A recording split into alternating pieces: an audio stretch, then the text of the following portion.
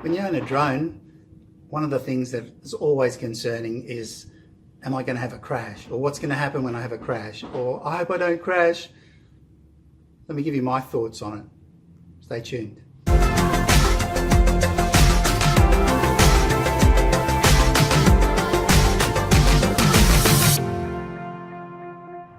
G'day, I'm Aussie Mark. How you going?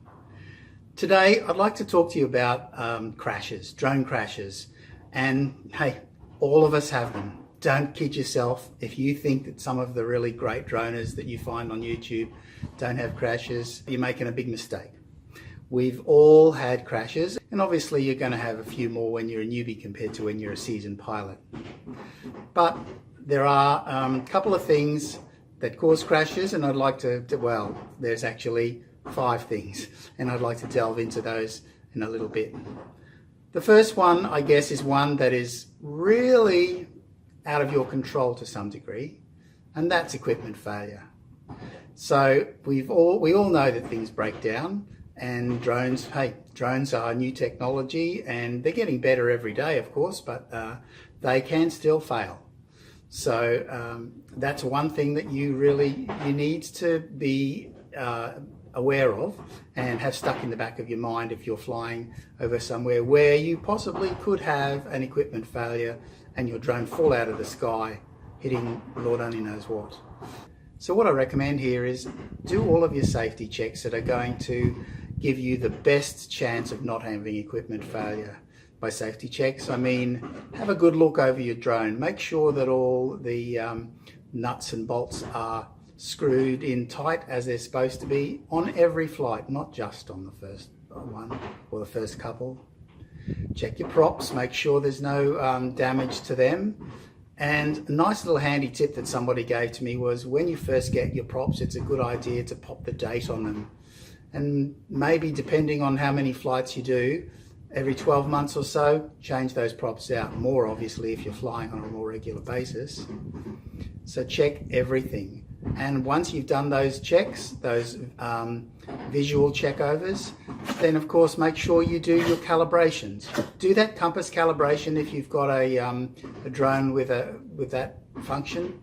I fly a Phantom 3 Standard, and I do a compass calibration on every single flight. At least that way, that's one less problem that you're going to have. So make sure you do all of the calibrations as well, not just the compass calibration, of course. Make sure that your gimbal's working properly. Make sure that you've got good sync, and that way you're going to be able to have less flying where you're going to have your equipment fail. So that's only one. Now, the next 4 are really could all be rolled into one, because there's only really 2 things, isn't there? There's equipment failure, or there's human error.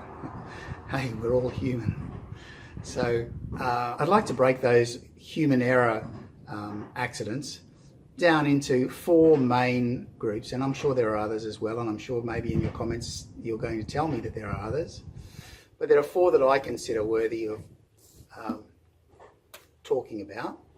I guess the first one is flying orientation. Orientation is, of course, depending on which direction that your drone is flying. If you're flying line of sight, as you should be when you're starting off, of course, just occasionally glancing down to your telemetry data on your phone or on your pad or on whatever screen that you've got attached to your controller, then orientation becomes really tricky when it's at the beginning. So be aware of the lights, of where the red and green lights are on your drone, and make sure that you can see those lights. If you're flying so far away that you can't see those lights, especially when you're a beginner, then you're obviously gone too far away. Remember, if it's facing you instead of facing away from you, then your control inputs are reversed. So do lots of slow practices when you're learning, having the orientation in all different directions, not just backwards and forwards, but on either side as well, so that you get a comfortable feel for orientation. So that's the first of the 4 human errors that I think you need to really watch out for. The second one, well, that's down to depth perception. What am I talking about there? Well, when you fly a drone and it's close to you, it's easy to see. That's what everybody knows that. But once you get far away from yourself, and it's just a small white speck or a small dot, then you really can't tell how close you are to things. Your depth perception changes so that you can't actually tell how close to that tree you are, or how close to that pole or branch or fence or whatever it is that you're flying near. So if you do want to fly near to a tree or a pole or whatever, I'd strongly recommend that you get a spotter who can stand out of shot, but maybe with a phone, maybe that's just a call to yell stop if you are getting too close, because you can't tell. And looking down at your FPV is going to give you some indication, but even so, the field of view on most cameras on drones these days is quite wide, so you get an altered perception of what's actually going on. So be careful. Depth perception is something that's really going to give you curry. I know. I know. I've had 2 crashes due to depth perception.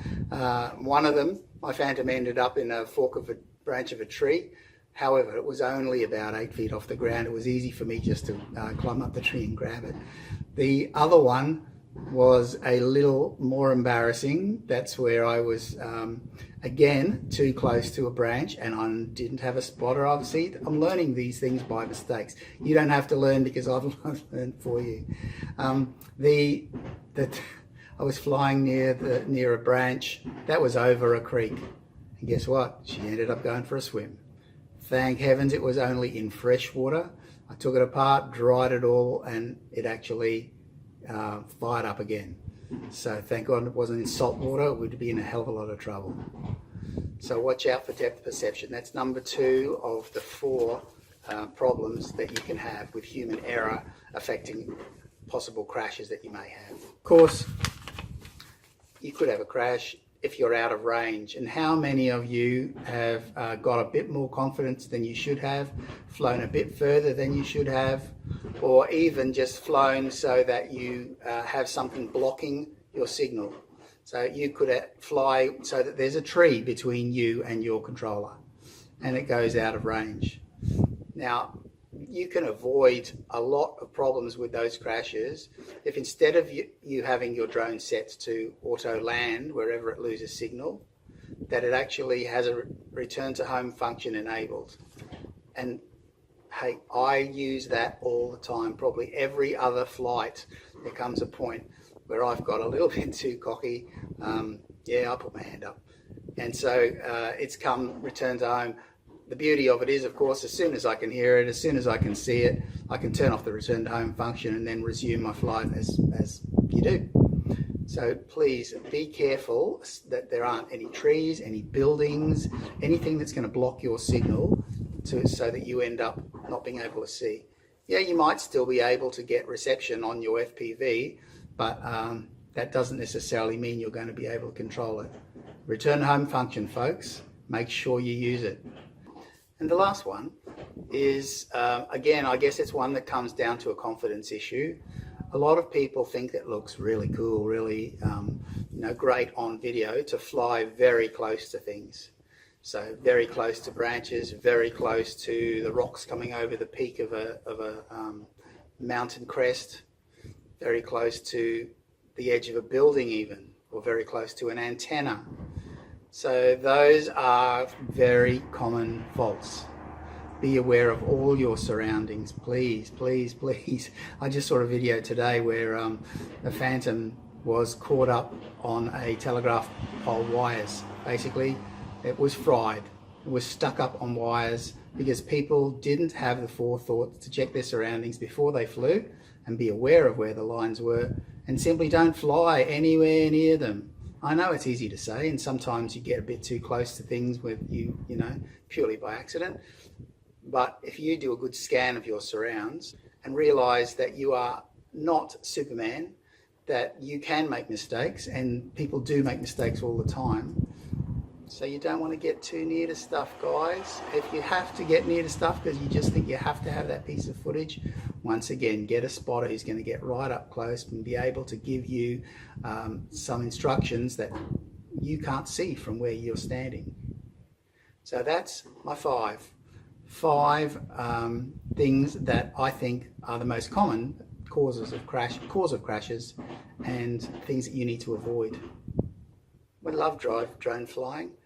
I'm sitting here facing a window, and from what I can see outside, the weather is perfect. So I have to wind this video up because I just have to get out there and fly again. I've got to get in the air. I don't know, it's an addiction, isn't it? Anyway, thanks so much for watching. I appreciate your time. If you think that this advice was helpful and you want to see what else I've got coming up, by all means subscribe. We'll be happy to see you join our little YouTube community here. And of course, if you could hit that like button, because that does actually affect the YouTube algorithms, which mean that I get seen more often and get more subscribers, become a little more popular, which of course gives me the incentive to keep producing footage and producing videos for you guys. Anyway, I won't ramble on anymore. Thank you. Have a great day. I'm going off for a fly. I hope you are too. Cheers. Bye.